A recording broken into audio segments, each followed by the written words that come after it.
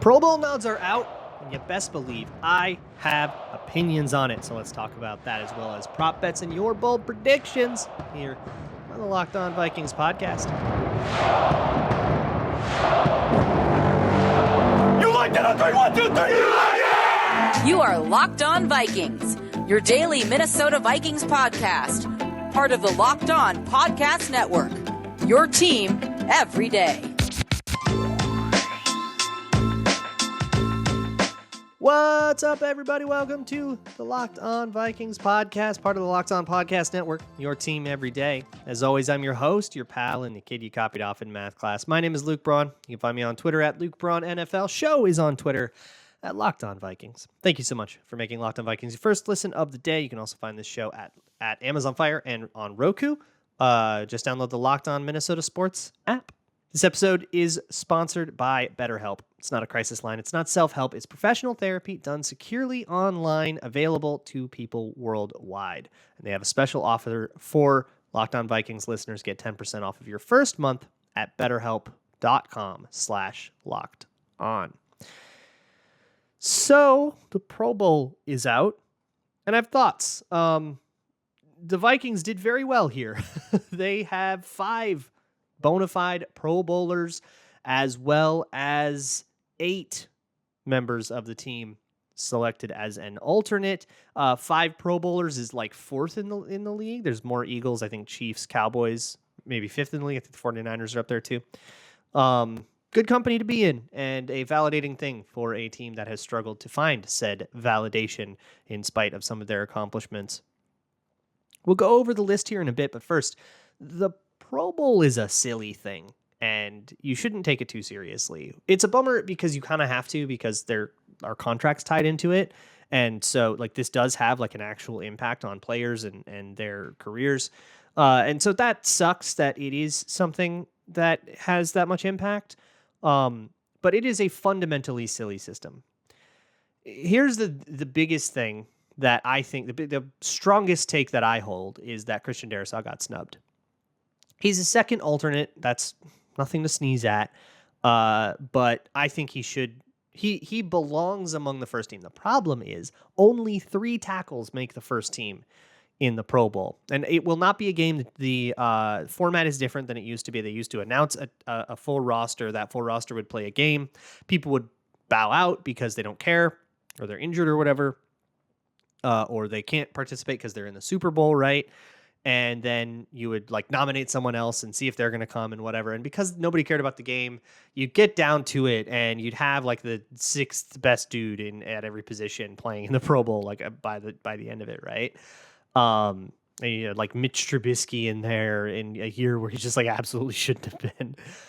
But the Pro Bowl game is gone now, so that's nice. Nobody cared about the game. It's just the Pro Bowl games, and it's like a skills competition kind of only. I'm curious to see what they have in store. I will tune in if I remember to, and I'll be excited to give it a shot. Let's go into the list of Vikings here. Oh, here's the other fun thing. The rest of the NFC North did not do well in this regard. There are 2 other Pro Bowlers in the NFC North: Jair Alexander in Green Bay, Frank Ragnow in Detroit. And there are 7 players who played in the NFC North before. Many of them played just last year, who made the Pro Bowl for other teams, including 2 Vikings, T.J. Hockenson and Za'Darius Smith, as well as Roquan Smith, Khalil Mack, Darius Slay, Quandre Diggs, and I can do this, Devontae Adams. I did it.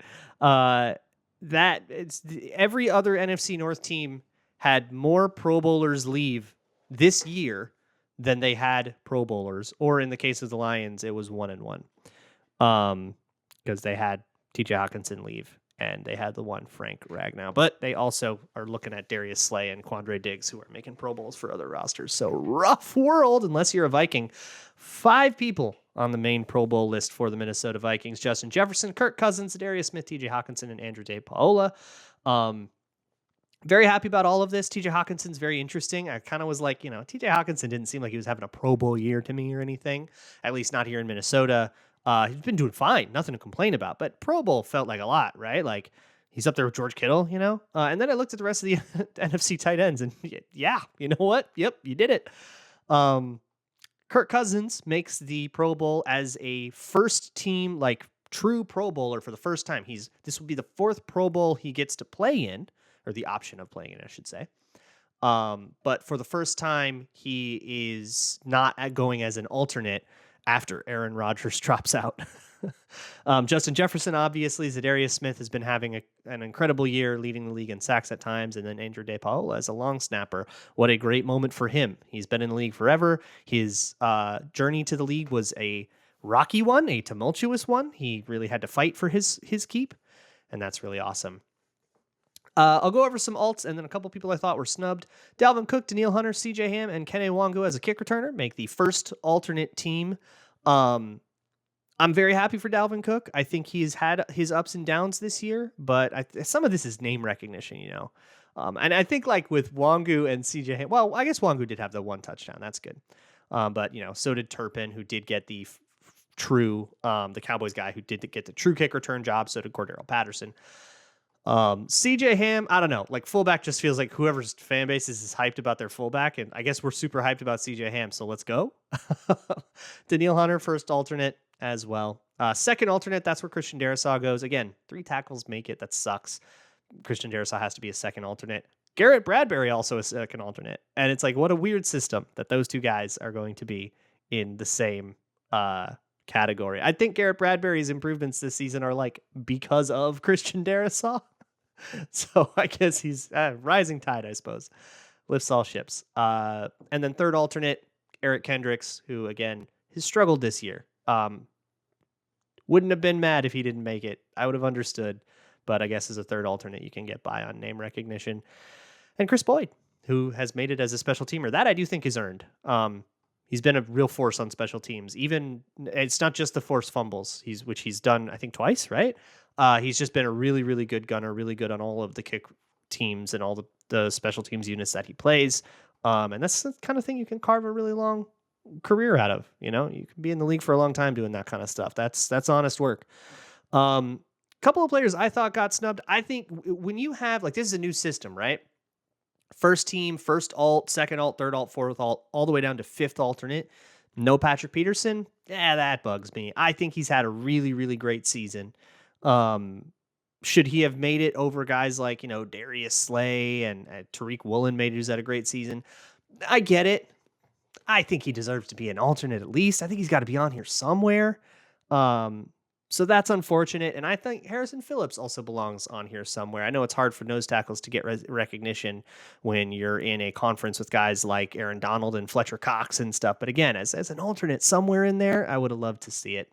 But alas, would have loved to see Dalvin Tomlinson as well, although he missed a whole bunch of time. So that's going to make it really hard. And that also is going to sink Christian Darrisaw's case a little bit. And that's why maybe he falls to second alt and not like first alt or something like that. But alas, enough belly aching about the Pro Bowl. We got prop bets and bold predictions to get to. But first, I want to talk to you about the world's largest car sharing marketplace. It is Turo. With Turo, you can book any car you want, wherever you want it, from a community of local hosts. You can get just about anything. The variety is insane. Everything from an electric car to a big old SUV that can fit the whole family, something affordable that can get you from point A to point B, or something luxury if you want to go somewhere in style, flex a little bit. All of that is available on Turo.com, and many Turo hosts will even drive that car right out to you.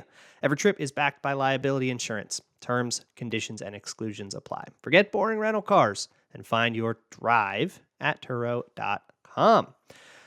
I also want to talk to you about something a little more serious. Look, it's the holidays and we all are going home. Maybe you're seeing friends. Maybe you're seeing family. Maybe you're going to imbibe a few ounces of the devil's lettuce with a cousin or something.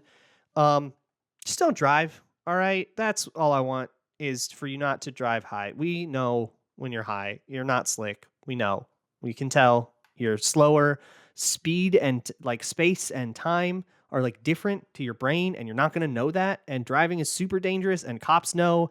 Just don't do it. Drive high, get a DUI. It's that simple. If you feel different, you drive different, and driving high is driving under the influence. It's illegal in every state, even in states where marijuana is legalized. So don't do it. Drive high, get a DUI. That's it. Paid for by NHTSA.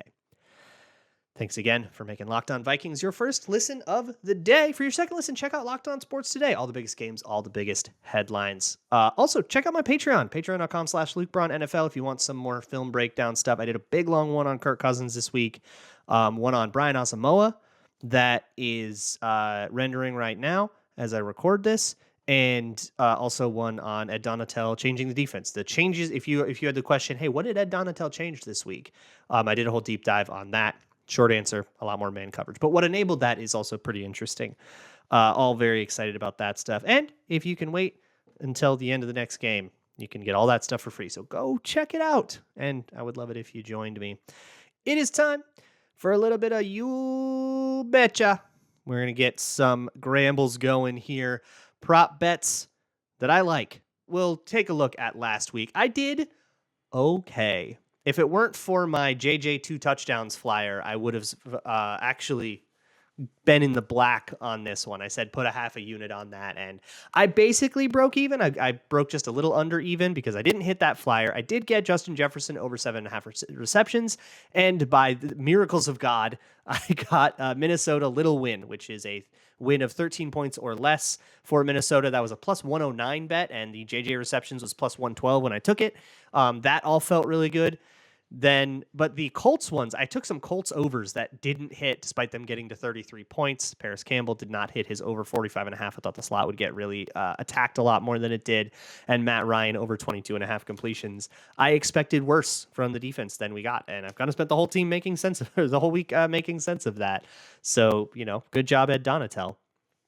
Let's move on to this week's. So the way I see this Giants game going is I think this one will come down to matchups more than games have in the past. These Vikings games have not, and some of this is like on purpose. The Vikings don't want it to come down to matchups of, Justin Jefferson versus your best corner. They want it to come down to Justin Jefferson versus your slot corner or your Sam linebacker, right?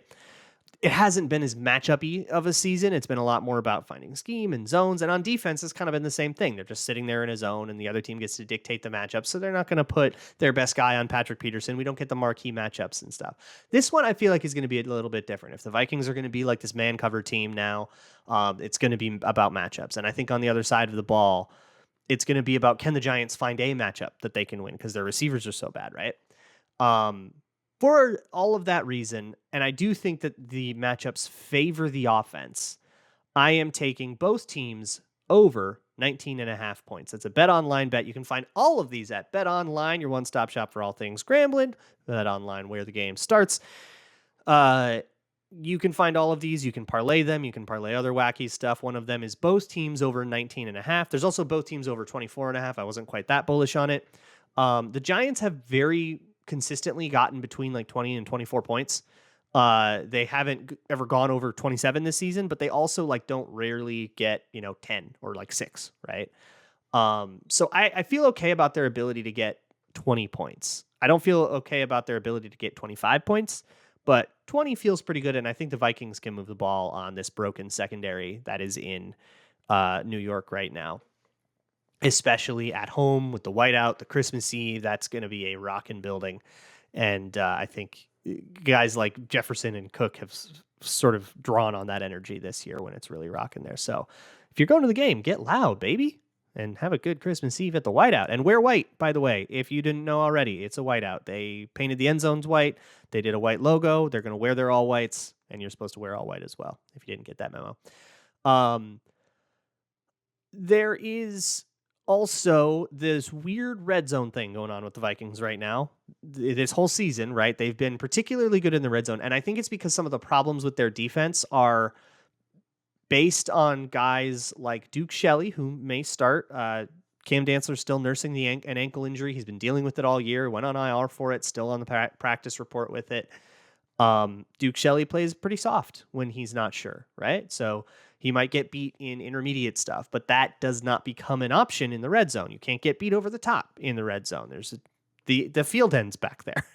So that might allow for some better red zone play. And we've seen a lot of that from Duke Shelley. A lot of his best moments have come, red zone where he can play aggressive the way he wants to play.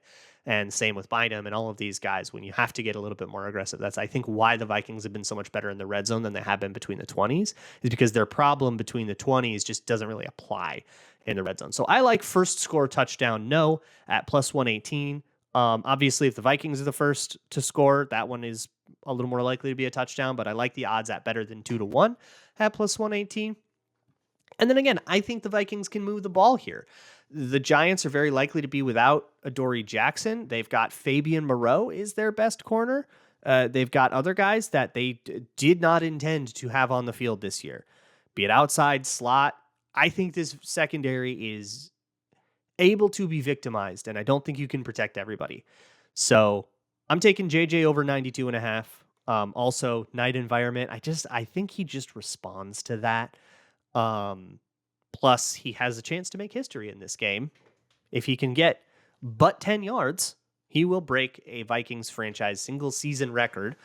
I know that there's 18 games, so it's a little bit less impressive, although doing it by week 16 is pretty sick. Kind of invalidates that, right? So that's pretty cool. And he also still has an outside shot at 2K. And I think Justin Jefferson is the kind of guy that knows that stuff and lets it motivate him. I don't know. I'm certainly reading from afar, and I've certainly never met the guy, but seems to me like that's the kind of stuff that gets him going, like when he needs it, when it's that, like those kinds of accolades. He's not the guy that gets distracted by it. He's the guy that gets kind of up for it. And so I love that.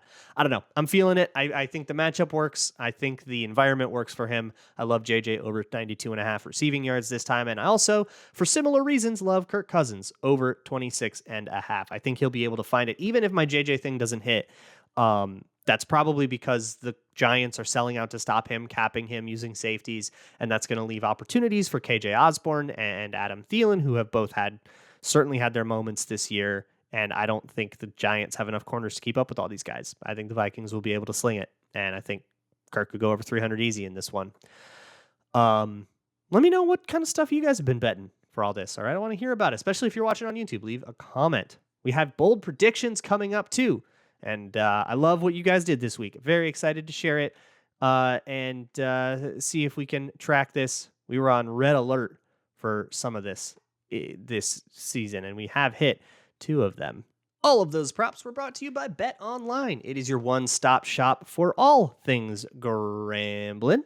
You can find odds, props, lines, scores, news, all of that good stuff, as well as wacky stuff. I know you guys love to build weird parlays, weird doubles, stuff like Justin Jefferson will score a touchdown and the Vikings will win. You can usually get pretty favorable odds on that stuff. You can bet live in the middle of an event. If, say, the Vikings are trailing by 33 points and you think psychotically, if you're the crazy enough person to think that they might come back from a deficit like that, you could bet that at halftime, probably make a ton of money. I saw people that got in on that at like plus 2,500, 25-1 odds that they could make just for believing in the purple. So go to Bet Online. You can bet, of course, on more than just Vikings games. There's any football. There's soccer if you're still got the fever after the World Cup. There's basketball, hockey, whatever's on. You can probably bet on it at Bet Online, where the game starts.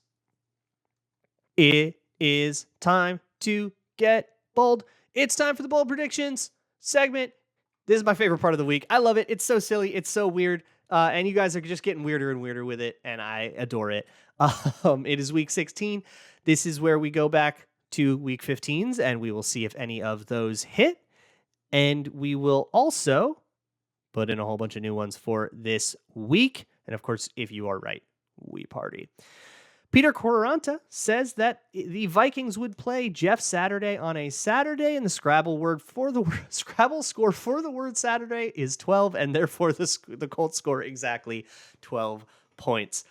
So I actually thought about saying that if it's a multiple of 12, it's a possible Scrabble score, right? Because if you did triple word score and you did the word Saturday, it would have been 36. So you were close. You were that close. And I thought about even saying like, ooh, I'd give you triple word score. That would be kind of funny, but I didn't do it in that show. And now I'm kind of regretting it. I wish I had given that to you. Shadow Flame says that the Colts' fourth quarter woes continue as the relatively close game gets quickly out of hand and the Vikings outscore the Colts by 20 or more in the fourth quarter. So some people really wanted me to give them this. Unfortunately, it had to be a relatively close game going into the fourth quarter, and it was not. The Vikings were trailing by a lot all the way into the third quarter. It was still very much a blowout when the fourth quarter began. So even though the Vikings outscored the Colts 22-0 in the fourth quarter, you did get that part. It needed to be a close game going in because you were referencing what happened to them against the Cowboys, where it was 21-19 going into the fourth quarter, and then things unraveled. So we didn't get that. But again, we got close. You guys are getting squirrely. These are getting a little too close for me. Denver Ludvigsen said the Vikings have a defensive get-right game and pitch a shutout. And you also said that there would be that all of the touchdowns would be defensive, I think. Almost got a couple defensive touchdowns where they're not a couple of forward progress oopsies. And obviously no shutout here, but I would call it a defensive get-right game. So you got it in spirit. Malcolm Biggles said that after the first score of the game, at no point would the combined score of both teams be an even number. It was 10-0 and 20-0 at points. So that's an even number. So unfortunately, we didn't have that. Of course, even going into overtime as well, 36-36, even a lot, as it turns out. This one was nearly mathematically impossible, but it was very funny just how mathematically impossible it was. So I included it. David Whitting said that 2 Vikings would have a multiple sack game that are not named Za'Darius Smith or Danielle Hunter. The only other Viking to notch a sack at all was Eric Kendricks. He got one on a blitz, but that was it. So nope, we didn't hit that. And then finally, Get Quackin' said that Justin Jefferson would bring the JJ2K campaign pace down to under 100 yards per game. He did not quite get there, but he did keep it exactly on pace. He needed 125 yards a game. He got 123. So it's exactly on the same pace. Depending on how you round it, the pace may actually look exactly the same. Let's move on to this week's Nobody Hit. I like it when nobody hits. It means you guys were bold enough.